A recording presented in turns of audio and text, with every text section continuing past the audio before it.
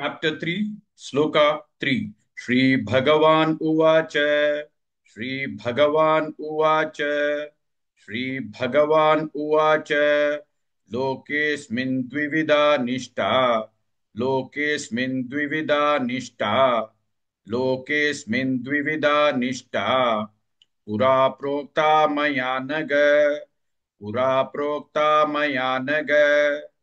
पुरा प्रोक्ता मया नग श्री भगवान उवाच लोकेस्मिन् द्विविधा निष्ठा पुरा प्रोक्ता मया नग श्री भगवान उवाच लोकेस्मिन् द्विविधा निष्ठा पुरा प्रोक्ता मया नग श्री भगवान उवाच लोकेस्मिन् द्विविधा निष्ठा पुरा प्रोक्ता मया नघ श्री भगवान उवाच लोकेस्मिन् द्विविधा निष्ठा पुरा प्रोक्ता मया नघ श्री भगवान उवाच लोकेस्मिन् द्विविधा निष्ठा पुरा प्रोक्ता मया नघ ज्ञानयोगेन सांख्यानां ज्ञानयोगेन सांख्यानां ज्ञानयोगेन सांख्यानां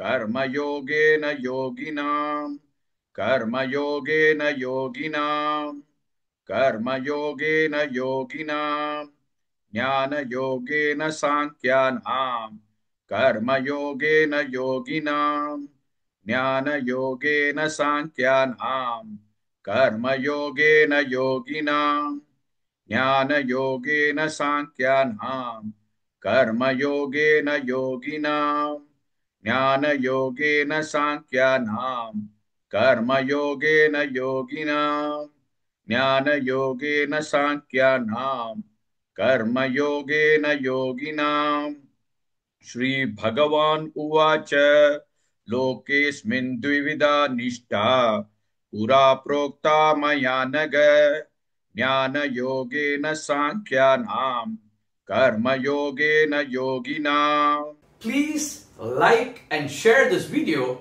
because you could be instrumental in helping someone around the world recite the Srimad Bhagavad Gita, thereby helping them to have a life of unending opulence, victory and prosperity.